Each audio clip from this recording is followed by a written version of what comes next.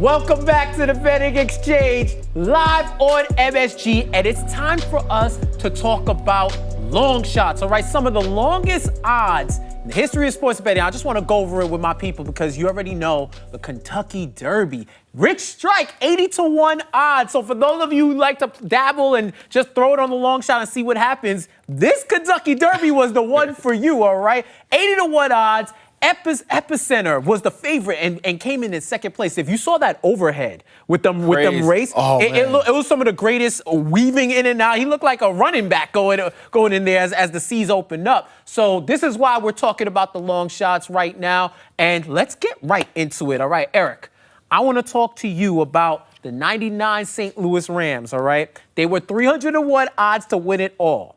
With the NFL schedule release coming this Thursday, what long shot team are you eyeing to either make the playoffs or the Super Bowl? Well, you know, when I was looking at through the schedule, I'm like, man, what about these Indianapolis Colts? I mean, that plus 2,200, you know, all they were missing last year was that consistent quarterback. And now that they added Matt Ryan to the fold, they have a great defense. You know, the run game, obviously, with Jonathan Taylor, one of the best offensive lines in the NFL.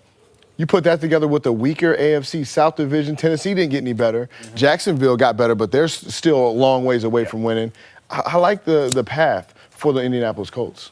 Yeah, and you know, Matt Ryan, he's been maligned a little bit, but he still is solid. Like, especially he's one of those, I think he's one of those players. I mean, solid enough. Look at this. When you add him in and you just don't need him to do too much, I feel like that's hand it just off to Jonathan enough. Taylor. Hand it off. Jonathan Taylor. Hand it off. Matt Ryan managing games. Move the chains. That's all you have to do. I can't believe you got me talking about Matt Ryan. Like, I'm like, well, listen, he did some work for me in fantasy once upon a time. That's my quarterback, like they just needed competency, you know? I feel like at the very least. Which we'll get to Mr. Glaze. We talked about Rich Strike's win at the Kentucky Derby. Third time since 2009 that a horse won at above 50-1 odds and came off the bench and like the 3 days before the Derby to win it all. It's ridiculous. And the second one since 2019. Should we be looking at long shots more in upcoming races? Why not, right? I mean, why not? At this point, I mean, look, there's a lot of ways you can attack horse racing, right? Like you can look at trainers and study who, you know, their past horses have been. You can look at how certain horses have performed on certain tracks, right? You can look at jockey history.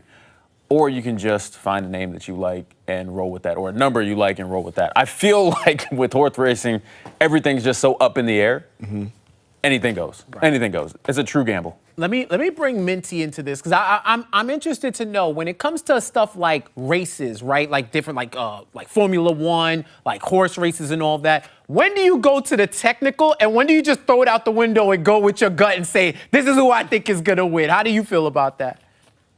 Jeff, I wish I could tell you. I am the cool name kind of better when it comes to horse racing. And horses are like humans. They make mistakes and they have bad days too. So horse racing is really, like you said, up in the air. You really can't predict it, even though the favorite sometimes mostly wins. It's just so random. Right. And I know that those horses weren't predicting Rich Strike to go ballistic after the match. Wanted to fight everybody. He was on a high, man. Like it was that whole race was insane. All right. Minty, let me go back to you. One of your best bets was the Nationals to win the NL pennant in 2019. What made you fire on that long shot at that time? Honestly, it was just luck. A lot of the time you can't predict these long shots, and I know that me buying really low in a team that shot for the moon and turned their luck around in the second half of the MLB season will most likely not happen again. They had a record below 500 at the end of May, went on a winning streak entering June. Books were sleeping on them, so I thought I'd fire on the Nats mid-streak. They ended June going 18-8 straight up. Later won the NL pennant and then the World Series. So I just got really lucky, and sometimes it's a gut feeling. It's crazy. It's like the Braves last year. Yeah. Nobody saw that. Or I remember when I first met this man, or at least met him on VMix, Mr. UMBC. Yeah. Still the craziest bet. Tell him about that. You told me about that. How did you make that bet? What was the rationale? The for TV version of that story is I was out with some buddies, and we're all from Maryland, and we might have had a couple drinks, and we just saw, the game was tied at halftime, and we just fired away.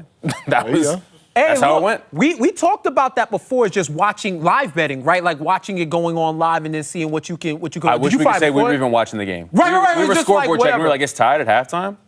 Why not? And then we went to go find a TV. That happened to me, UFC, watching Namajunas and Esperanza, right? Like, they really wasn't fighting. For like the whole time, they weren't fighting. And I was just like, I don't think Rose is winning this. And then it got to the third round, and Esperanza threw like one punch, and that was the only action. So I said, okay, we're at like plus 190.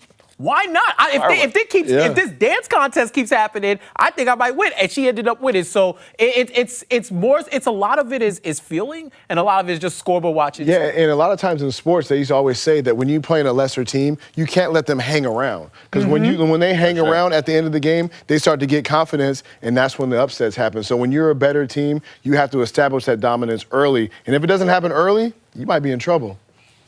That's a fact. You got to watch out for that, for real. All right, you've been locked in to Long Shots on the Betting Exchange. We got a lot more in store for you, so don't touch that dial. We'll be right back.